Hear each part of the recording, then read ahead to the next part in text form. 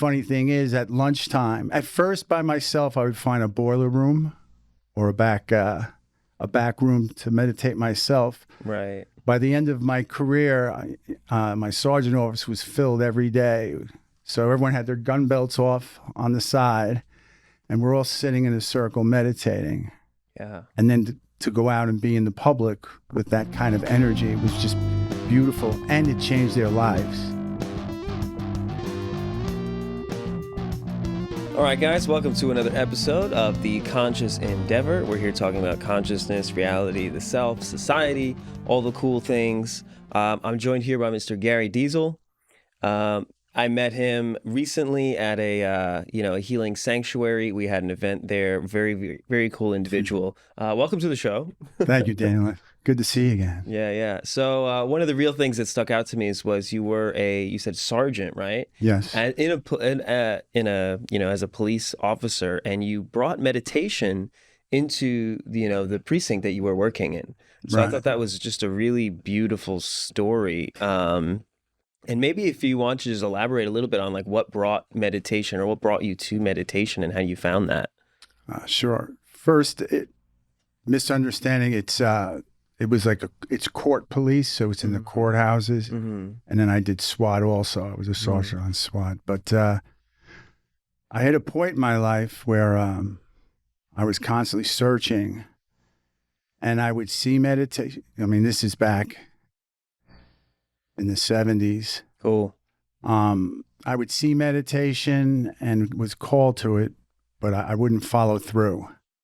Right. And then in the 80s, 87, I was about 30 years old, and I just had it. I was looking in all the wrong places to fill the hole within me.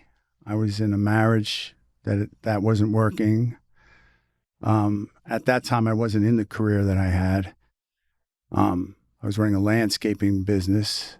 I had money and all that stuff, and I had a beautiful 2-year-old daughter. But I had a big hole in my soul. Mm-hmm. And I got to see for myself, one of the things was to put down alcohol. That was a big problem I got to see in my life. So I put down alcohol, and then I jumped at Zen and Buddhism. Right. So I started on Zen Meditation and Buddhism, that called to me. And then at that time, metaphysical, you had Wayne Dyer, Marianne Williamson, Course in Miracles, and all that stuff, the Celestine Prophecy. I was just drawn. Yeah. I've heard of that book. Yeah. Drawn. Dan Millman, all these self-help people, and how to live with incorporating meditation and inner going inside. So that guided me. I did that for 14 years. The Zen and all that other stuff. And then I became a Reiki master. And then I got guided to light and sound meditation, which is just it's a form of yoga, Sant Mat yoga, where there's no forms. It's just meditating the light and the sound.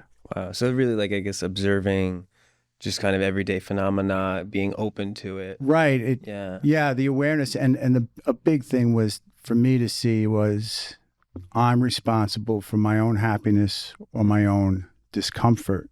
Right. It's all me. Right. And going within to clear out whatever traumas or conditioning or survival techniques that I had used in the past that weren't working anymore. Right.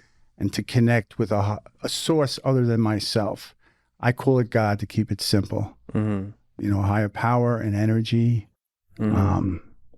Yeah. So then going into the courts, I got that. I was had the grace to get that career. Right. Yeah. Bringing mindfulness into that kind of space, I think, is where it was rough. Yeah. Because I think I went into that in the early 90s. There's a lot of testosterone, ego, involved. There's a lot of people you deal with who are just expecting to be dealt with negatively. So they're kind of coming in with a chip on their shoulder. And I found by just being me, coming from love, and talking to a person like I would be talking talk to. Number one, it was amazing to see how people would respond to love. Right. Their defenses go down. 100%. They get comfortable. They get to see, oh, holy cow, I'm going to be treated like a person. And that was beautiful. And that would spread, but the other officers got to see. And, I was working in buildings in New York City, forget how many people are in there, right, and how many officers. But after a while, even the back office people would see how I was being. right. And then when I became a sergeant, the officers under me in stressful, any kind of conditions, I would come with love, come with a peace and a calmness, and everything got settled. There wasn't a lot of paperwork. Yeah. Right. And I would get to see how quietly people would come up to me and be like, man, what are you doing? What's going on? Right. And I would explain, and it's very simple. A lot of times I initiated a great deal of people. Lunchtime. At first, by myself, I would find a boiler room or a back room to meditate myself. Right. By the end of my career, my sergeant office was filled every day. So everyone had their gun belts off on the side, and we're all sitting in a circle meditating. Yeah. And then to go out and be in the public with that kind of energy, it was just beautiful, and it changed their lives. Yeah. Everyone I see, man, right. Their lives at home. Yeah. It's amazing. I mean, it's interesting too, because a lot of times, especially in that career field, there can be like a hypervigilance, you know what I mean? Like you're on edge all the time. You have to be ready. You have to be in this space. Yes. And that, really does a toll. And also it's like you can normalize, and it becomes a habit to be in this kind of alert, high kind of stress state. So bringing that in becomes wildly important, I would say. Yes. Yeah. I found that. And a big thing was to be able to turn that off. Mm-hmm. When you get out of the job. Right. Because to come home in that state isn't good either. Yeah. When I have the small child, coloring on the wall or something. Right. How you discipline your child, how you work with them. Yeah. How I communicate with my wife, even, so I found it was important to shut it off too, to be able to shut, when I have to go into that, to be able to shut it off. Plus, talking with you, I know you're aware, if you run a car at 120 miles all the time, the engine's going to blow. Right. So not only mentally and soul-wise, just physically, if I'm in that state all day, something's going to go. My body's going to go. So in self-care also, I found it very important. So, mental, physical, and spiritually, just to be in that place. Yeah. I mean, there's so much especially with the science nowadays, talking about like cortisol and talking about all these things, like how you're literally like, stressing your veins, you're stressing your cardiovascular system. But yeah, I mean, even just, there's even things with your adrenal glands, like your adrenal glands can get tired, and people who are overstressed a lot of times, they have that effect where they're really tired at the end of the day. And it's because they're constantly ramming up this chemical soup that your body has to build and maintain, so it becomes such a wild thing to have to do all the time. And then people will, because the body starts not being able to do that, will throw in the sugars and all that added stuff to try to keep there. Yeah. And in essence, they're also hurting their body as well. Right. And they're going to crash sooner or later. Yeah. And again, so for self-care, the meditation practice and living that life of awareness is important on every level. Yeah, I think there's almost a fear involved too with this idea of crash, or the idea of being too low energy or being caught off guard. Even, people talk about all the time, and it's like, well, if I'm not on my guard, if I'm not here, right, then I'm not going to be ready and it's not going to work properly. And it's kind of like a control mechanism, I think, in a way, I agree. But, in the Zen practices a lot, they have that practice of letting go and letting yourself just simply be. Because if you're in that space, you're ready and you're, good to go with whatever you are and what is. One of the big things in Zen they talk about too is like the detachment from outcome, right? Because again, in the West, we become like really, connected to, well, it has to go this way, and I have to, this outcome needs to happen, and this person has to perceive me in this way, and we put up these fronts and this is where the ego steps in to give an image and to give this and to give that, when, a lot of times too, in the Zen perspective, it's like these are illusions. These are just things that we're trying to create when, we're already magnificent beings, Exactly. It's like, why put up, the front to begin with? Exactly. And I found off of the Zen in the light and sound, Mm-hmm. It's put to simpler where our mind and ego control us. But so when I'm looking for control, why am I looking for control? I'm in fear. Right. What am I afraid of? That was probably the greatest initial breakthrough for me. Was, at the time I was 30 years old, I was a big physical and all that other stuff, that baloney. And I thought I feared nothing. But when I looked inside, I got to see I was 6'3", 270 pounds. But say when I started really looking outside myself for help, 15, 14, I was that scared 15-year-old little boy inside of this body. And that could be, to this day, different things that I used for survival growing up that were fear-based to get me through. My mind will jump back to those and the feelings in the now situations. Mm-hmm. And again, dose the adrenaline and dose this on, exactly. Trying to control that situation. And it's wild too. Like, being that huge, it's like, well, what's the motivation there and what got you there? And it's almost like this kind of what we talk about in psychology too, like counter formations. When we have a fear and we build defense mechanisms, you know what I mean? And whether they're physical or mental or emotional, you know what I mean? It creates a specific range of motion and patterns in the personality develop and things like that. But yeah. Well, I don't know the technical terms in psychology, but when I started getting honest with myself and turning myself over to that higher power for help, I got to see I was a giant mess with all of that. I had the fear. I had the low self-esteem with a giant ego. I had all this stuff inside where I was in this giant loop of just not being happy. I could have all the dressing. I had all the dressings on the outside. Right. But inside, I had that hole because I just never felt as good of. I never felt worthy. And going into meditation, discovering a higher power, getting to look at ourselves, I get to start that self-care of I am a piece of everything, which is beautiful. Right. A larger form of identification. Yes. Yeah. But the big body and all that was to cover up the fear. That was my way of looking for respect, looking to be,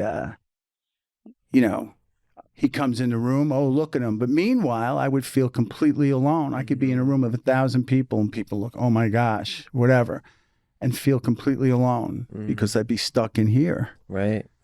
Meditation took me into here and the connection with everything. Yeah, it's cool too because, you get that more, what I like to say is like an intrinsic identification. Like you feel yourself as yourself.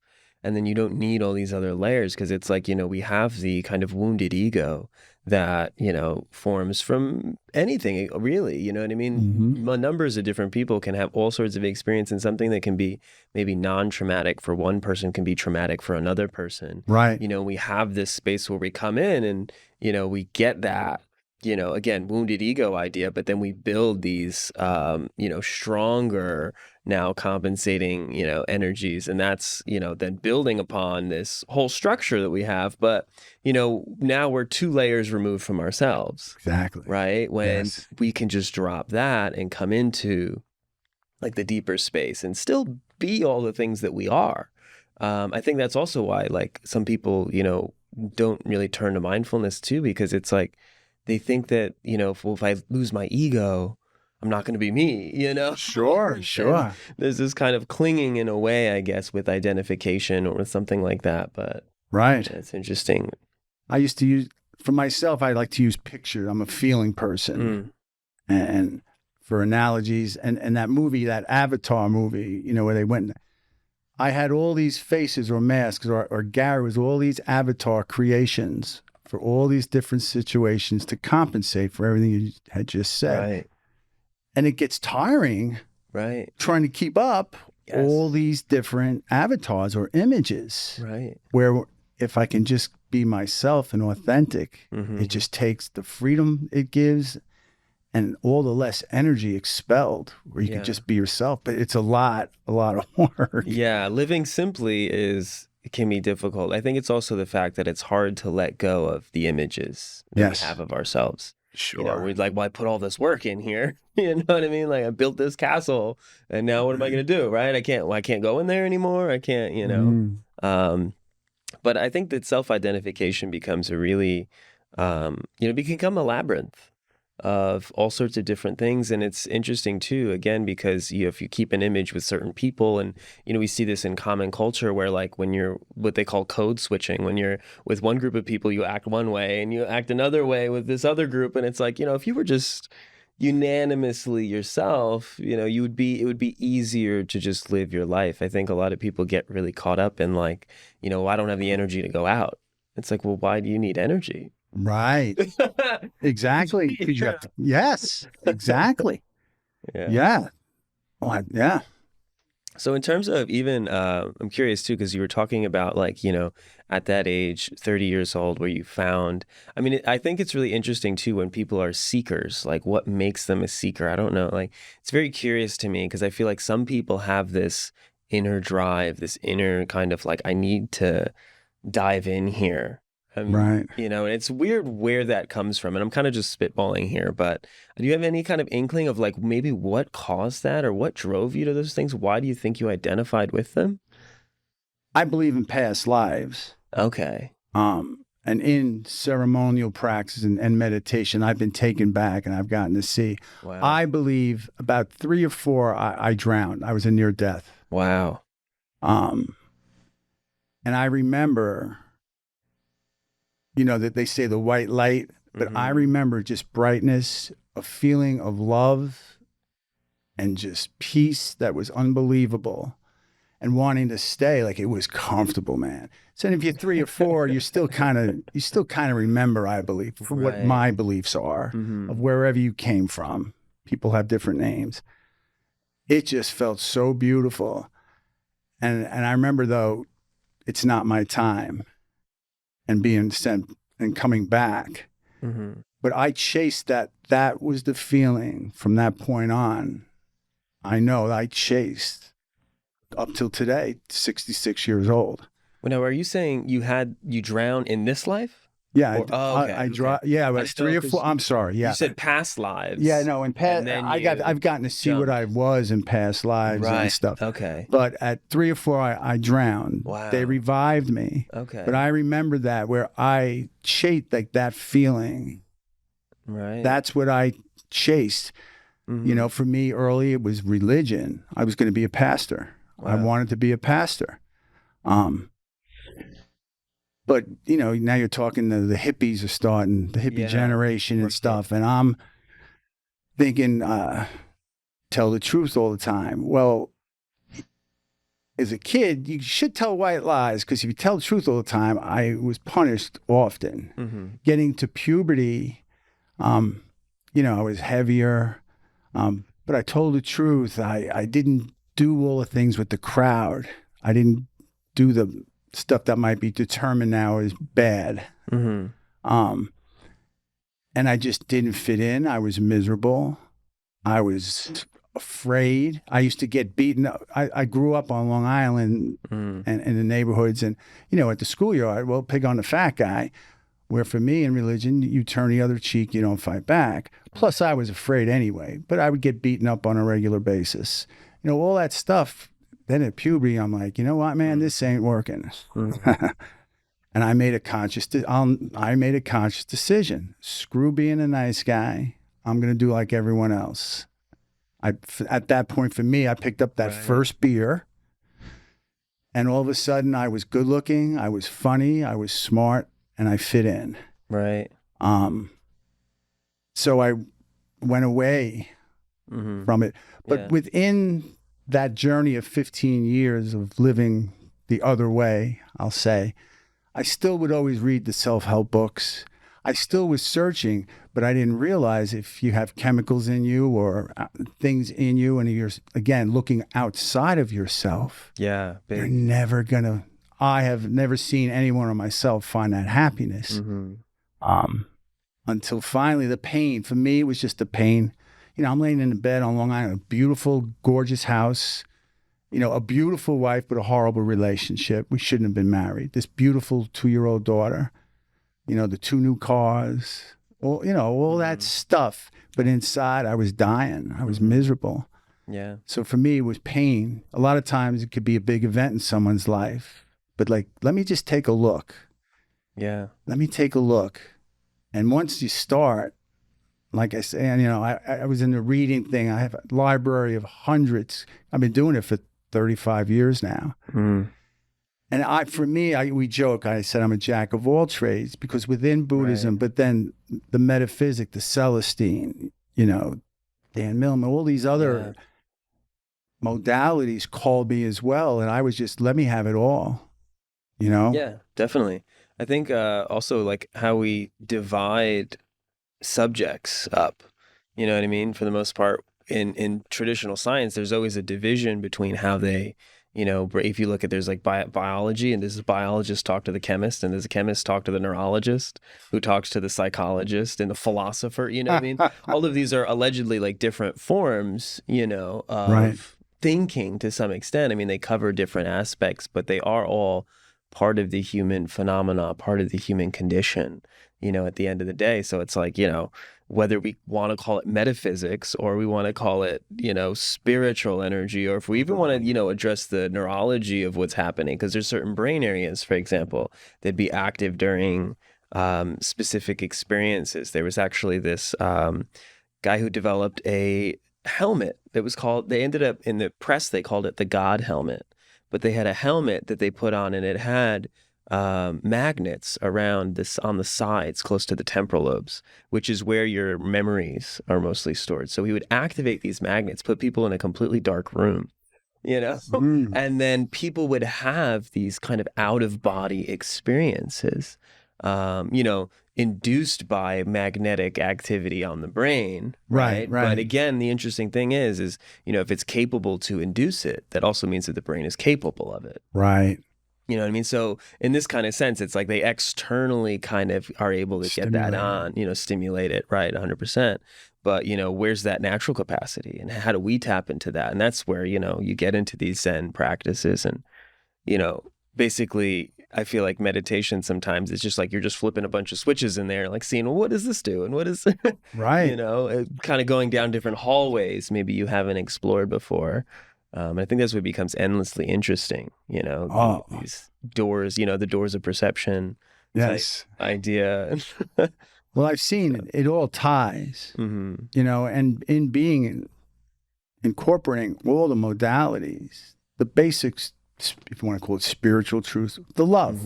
The English language is rough. Yeah. Because you can't connect English words with spiritual experiences. It's very hard. The love, not the way of the world definition of love. It's in everything, where for me, if they would suggest a helmet, I would do it not as a means to an end, but to stretch my mind. Right. I'm hearing now, I'm reading a lot and a lot of information now with psilocybin and ayahuasca and these ceremonies where you go and you're taken to the place, you go out of mind. To rely on that, no, but to go to do the work, specific inner work or whatever, utilize that. But for me, it's the foundation of that practice of the meditation, where I'll go in. To come here today was what my wife and I call a stretch for me, because I like being quiet in the background. Right. Driving from the country 3 hours down here. Yeah. It was like, but I know for me that's going to help me grow, and that there's a reason. Yeah. There's no coincidences. We met and hit it off the way we did. Right. It was meant for us to just come and talk like this. There's a reason. Yeah. So who am I to not stretch myself where Right. now it'll be easier for me the next time with something to stretch. But that opens, I believe, it opens on molecular, like the magnets. It opens Right. me up Yeah. to keep growing, Yeah, there's definitely like a pattern to that. I mean, even how, as you're saying, we connected. I think one of the things that I like to say too is like, well, what is wisdom if it's not shared? You know what I mean? So it's like, I felt like you had just so much, I mean, just discussing and talking with you, like I felt like my heart was exploding. I just felt like my energy was opening. I'm like, who is this guy? Where's the, I felt the same way. So really beautiful. And I felt like, that's something that you always should be shared with the world and with the public. And I'm always looking for interesting people to kind of, come on the show and talk about these things, especially with such practical experience that you had with it. You know what I mean? Bringing these things into these police precincts and bringing that energy into, a space like that. There's like such a butterfly effect, I think, that happens. Yes. I mean, you said how you were influencing people on the floor you were on, but then, those people have changed mildly and they're now changing their households and they're changing people on the other floors. And, there's such a butterfly effect that occurs with energy and that occurs with that sort of thing. And I think now I'm feeling, first, I have no knowledge. All I have is experience, a lot of experience, but it's just experience. And for me, that's the way I learned. And there's other ways of learning too. But now this energy's coming and there's this shift because I talk with a lot of people in all the different practices, and more people are coming now. I have meditations at my house, people coming. People don't even know why, but they hear about it and they're like, I'm just coming to check it out. Right. I just feel this energy's coming, and people that are in practice are now creating the ripple effect, like the event we went to. Right. I mean, it was like, I don't know, at one point, maybe 70, 75 people. The authenticity there, every conversation and the love was beautiful. And now that's going to ripple out because we all came from different areas, different walks of life. Yeah. I believe it's starting now, and this big energy surge, positive, is going down in the world, in our country. And it's really cool and it's interesting to see. Yeah, I think events like that are extremely important because they just give people this idea that like, wow, that's possible.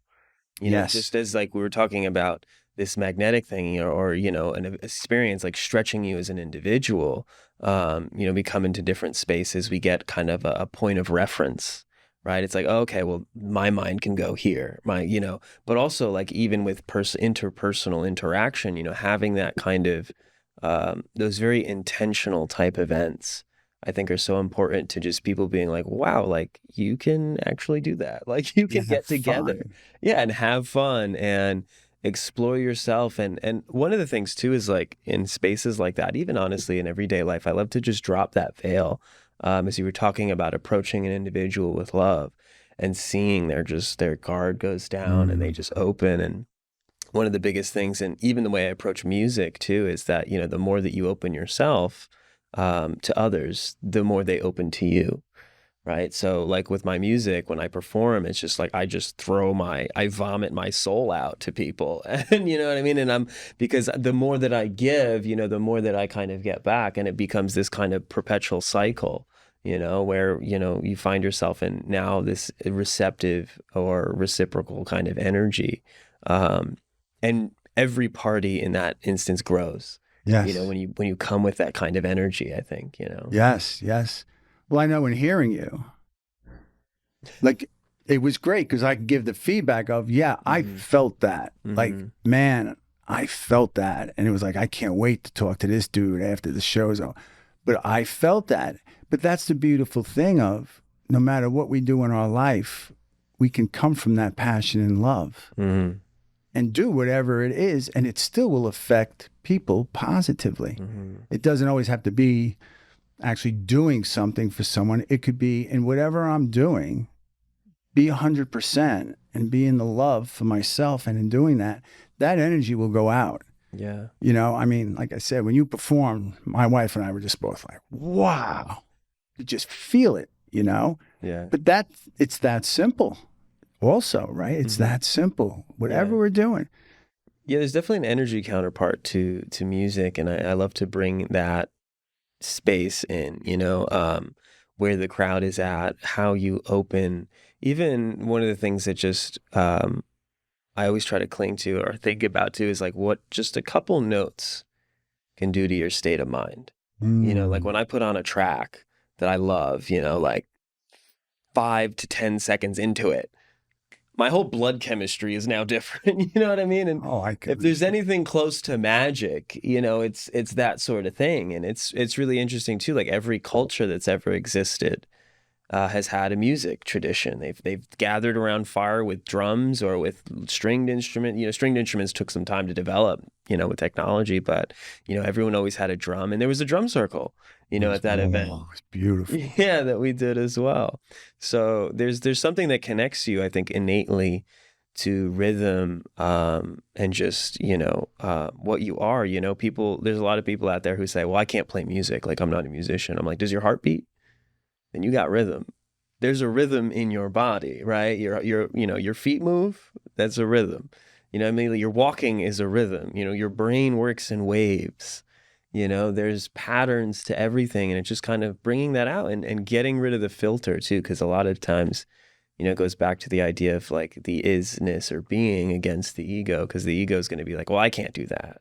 That's not me. I'm not that kind of person. It's like, just be a person, and then you're there. You know what I mean? Letting go of those kind of self-limitations and things like that, I think, is really huge.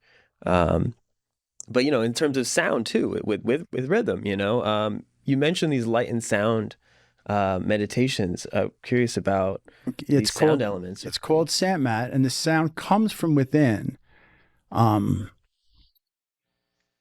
As you clear out the ego and the mind and the traumas of the past, and you bring in the essence, the God essence, the love, we rise in vibrations going to other planes. So I could talk from my experience and people that I've guided I've gotten to see that even at different vibrations, different music moves me because of the different pitches and sounds. And I've always done that. I just never knew until I became in the practice and then in observation and everything I've gotten to see, where each vibrational level, it's wild how different music or different tones and things will catch me and move me.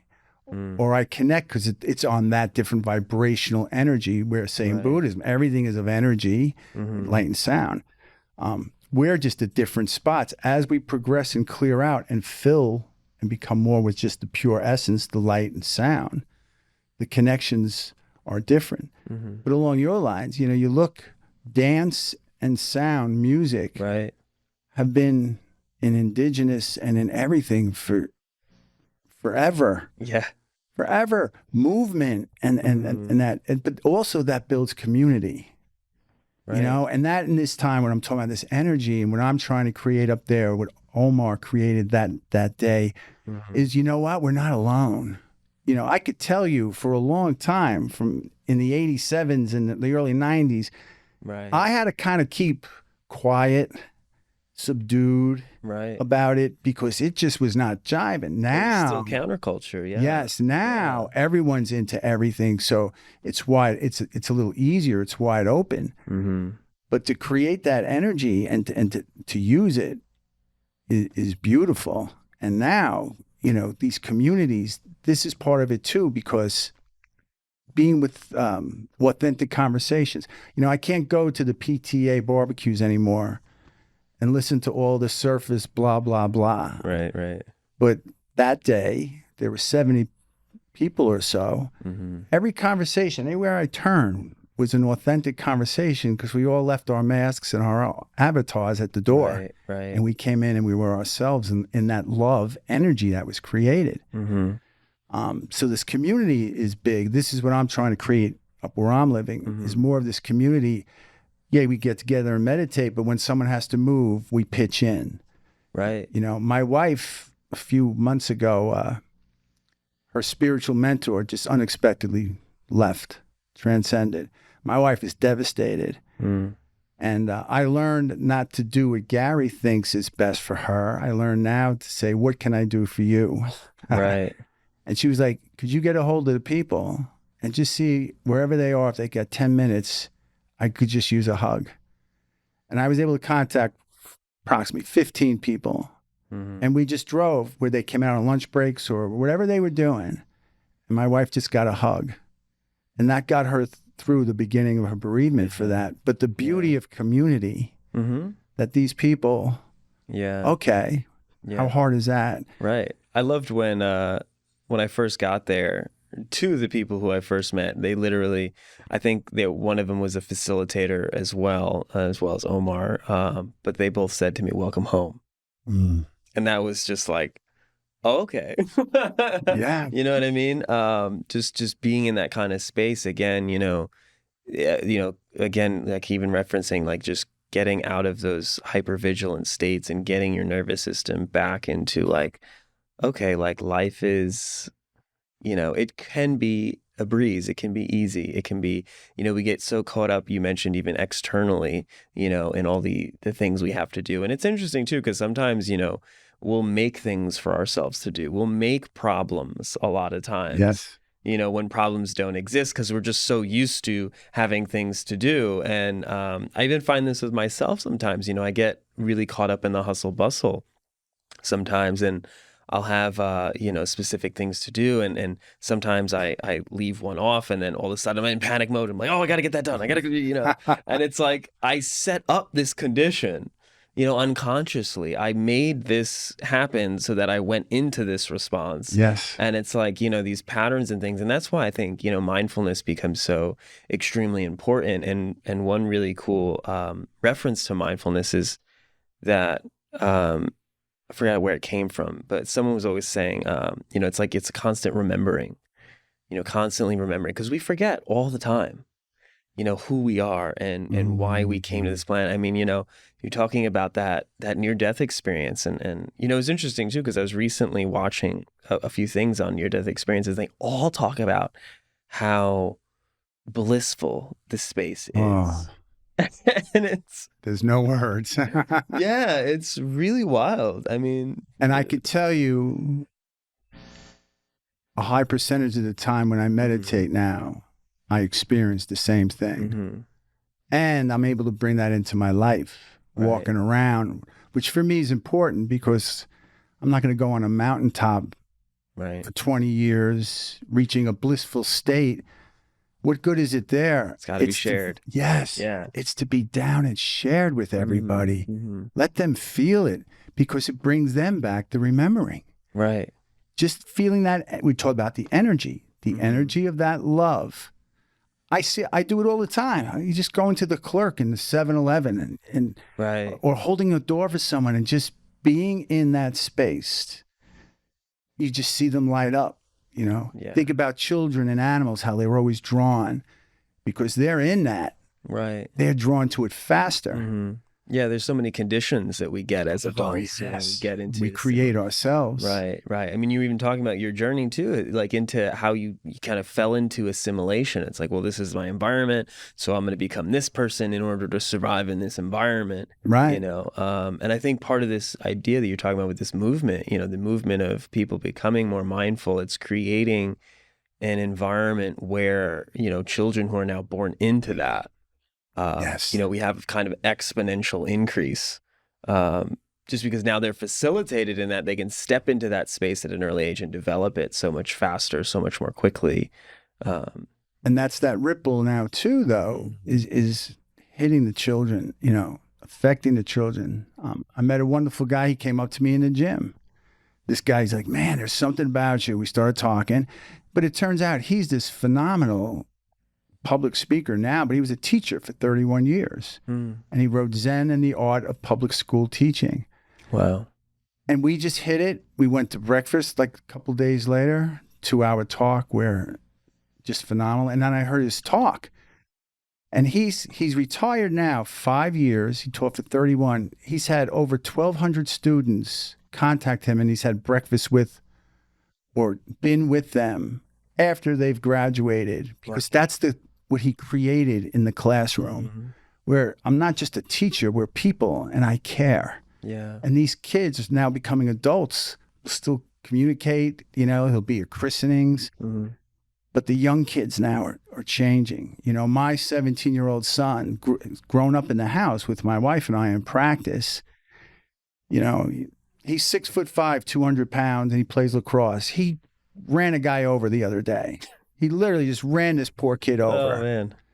And then the ball started going the other way, and then his team screaming, and my son didn't go with the ball. He stopped and picked the kid up and then ran down the field. I wouldn't have done that 100 years ago when I played, because I wasn't brought up in that mindset. I was winner all, you must kill, win. But my point is, he's young and he's a teenager, but he's got that in him of people matter. Yeah. The goal of whatever I'm doing isn't that important if I'm creating a tsunami, taking people out to get to that goal. Right. It's changing, Yeah, I mean, you even see it in the business world. I mean, the business world has always been this idea of like dog eat dog and like whatever. I think conscious nonprofits are becoming a little bit more proliferated, which is good. It's even interesting too if we talk about it in nature of the ages, because I believe we're leaving Kali Yuga in terms of there's the yugas, which are the ages in Hindi. They talk about different ages and how, the species evolves along these very, very long cycles. And Kali Yuga is one of these kind of, they're shorter, but they're negative cycles, which like kind of force evolution in a way. And if we even think about like just a couple thousand years back, I mean, the Greeks were slaughtering each other and, literally sharpening and refining metal in order to shove it through another person, like how maddening and insane that really is, and that how we were, I mean, the fact that we need to, again, just come back into that sanctity of life, understanding what life is and what it is at root, because we were so forced and driven towards, I guess, like a death culture in a way. And one of the things I told myself, when I was a bit younger, when I was just observing people, especially being a musician, being around circles of people who are in that community, you see a lot of drugs, you see a lot of things. And one of the things I ironically would tell myself is that, people have to kind of kill themselves a little bit to feel alive. It's just this idea of alcohol and, all these other drugs and these things. It's like, it kind of reminds you of your mortality in a really, I guess, parallel, weird way. But, our culture definitely has that unconscious kind of escapism that happens. And you help people through those processes. You help people coming out of addictions and things like that, I think you mentioned. Right. Yes. Yeah. Yes. Anyone with any kind of that kind of stuff, I just pass on my experiences from how I was able to be, become 35 years now, clean, free. It's mixed in with the spiritual, but that's important. And the shift you're talking about, like even, like I'm seeing now the young people where, for me, it was, you go to college, you get the big job down on Wall Street or whatever. And, you get the pension, the house, the white picket fence. But what I love now is it seems they're like, why the heck am I going to go and be like hundreds of $1,000s in debt? Yeah. And now more and more of these. The house puts you in debt too, not even the college education. Right. Or, my son is 17 and everyone, what are you going to do? What are you going to do with your life? And we don't do that to him. We tell him, you know what, whatever you choose, we support you. You don't have to go to college. If you don't want to, you could wait, whatever. I feel like it's important to wait a lot of times. Take a year off and really kind of decondition, because, a lot of the public education system gives you, I mean, let alone the structure of, freshman Friday, getting your ass handed to you This and is all sorts fun. of, things like that. You got to get away from even the education system, because a lot of times too, they're still talking about, well, Christopher Columbus is a great guy and blah, blah, blah.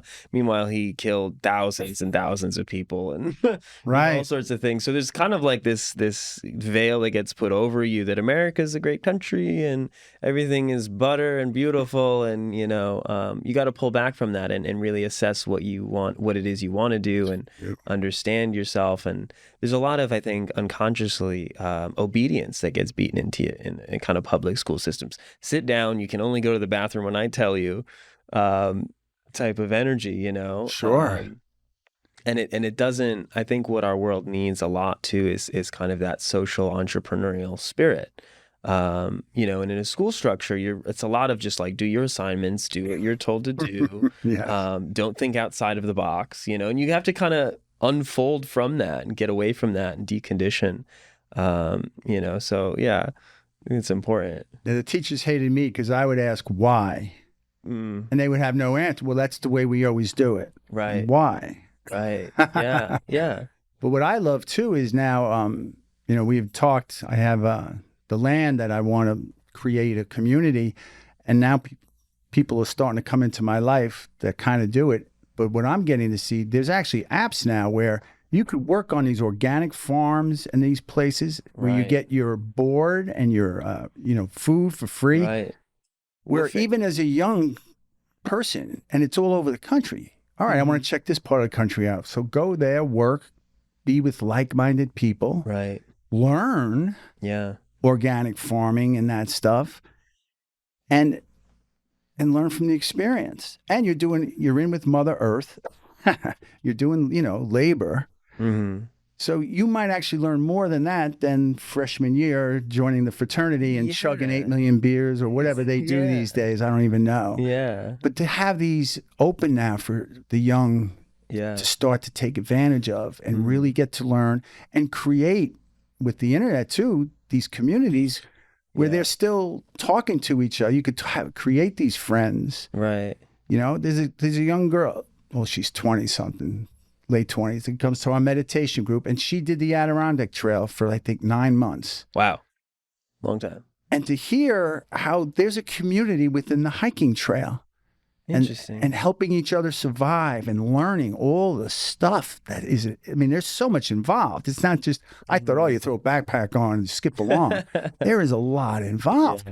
Yeah. To hear her journey in that and the connection she's made with people who live all over the country is beautiful. And this is what's happening. Yeah, and it's interesting too, because you think, hiking for 9 months. It doesn't sound like, well, is that sustainable? How many granola bars do you bring, right? Right. But, there is that, again, you need community, really. It's the root of how we survived as organisms, as animals. Like, we were community-based. We were always based around building tribes and having that kind of spirit. I think that's really what makes us, strong in general. But even, to reference to the woofing, right? Wild Organic, I think it's WOOF. That is the name of the app. Yes. Yeah. So if anybody wants to check that out, definitely hit that online, because that's, again, really cool in terms of just experience and getting into, getting your hands back on the earth and growing your food and being connected to that. Because, sometimes it's really interesting. I think it's hard in the U.S. when we have such an imbalance of our work and life. Like the work-life balance here is very bad. So we forget that, because sometimes if you have a long stint of, like, let's say if you're able even to take a week off of work, you can sit all day one day and you might eat a mango and you just sit there.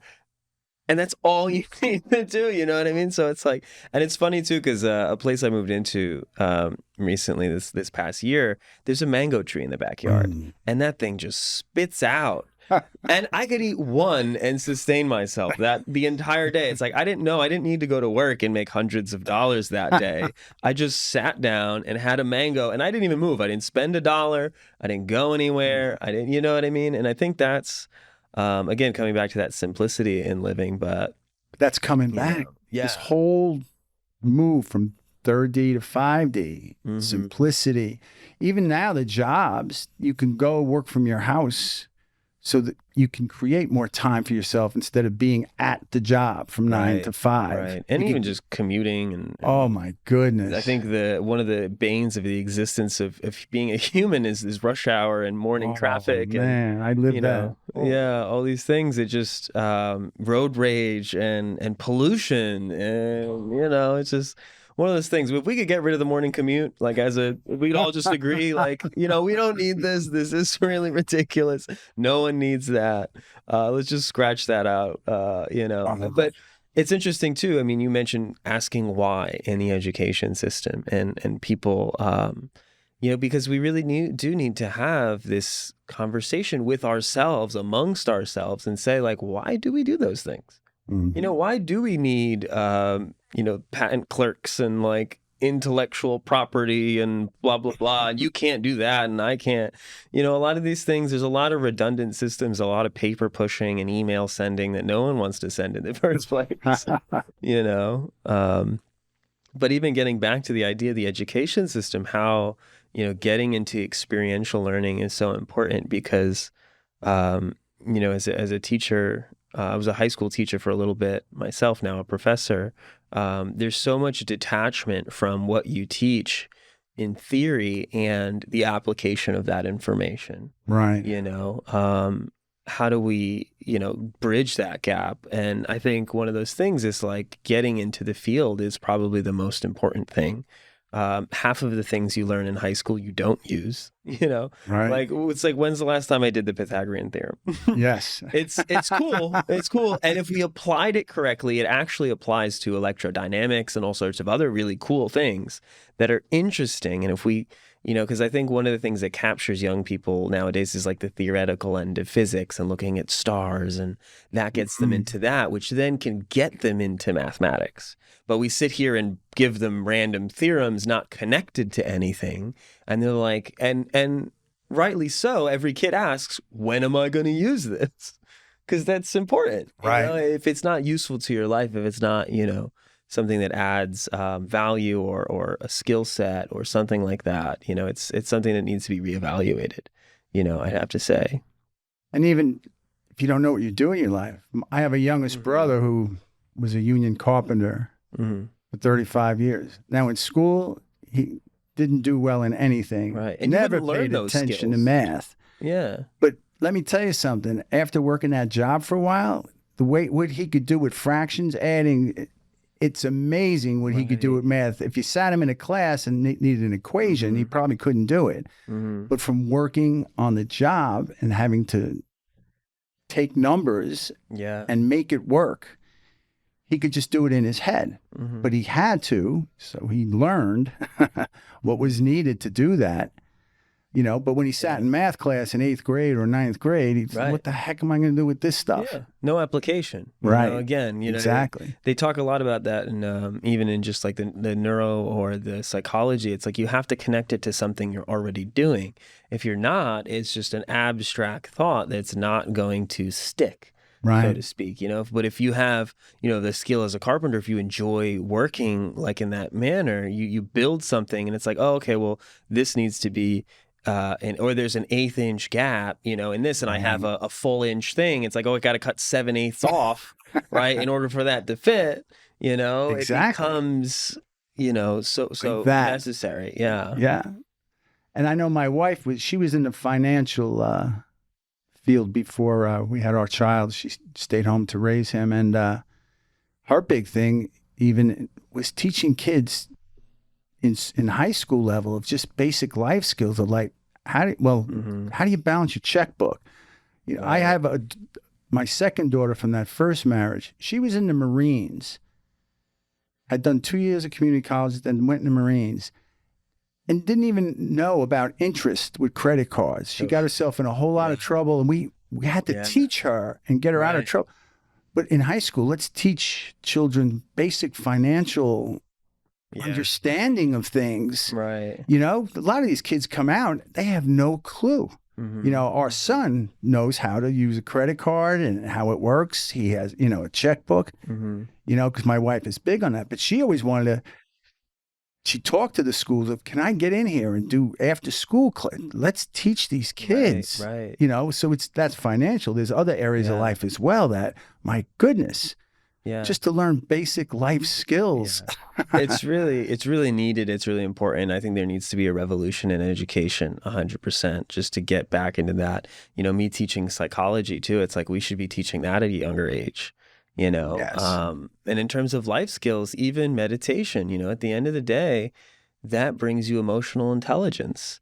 That brings you understanding yourself, understanding other people. You talked about how it can change the way that you communicate, you know, and you're one of those people now bringing and helping, ushering in that, in this wave, you know, and you're standing as a stronghold, you know, in the meditation community and doing Reiki. And you mentioned Reiki, mastery and things like that. So again, really, really interesting.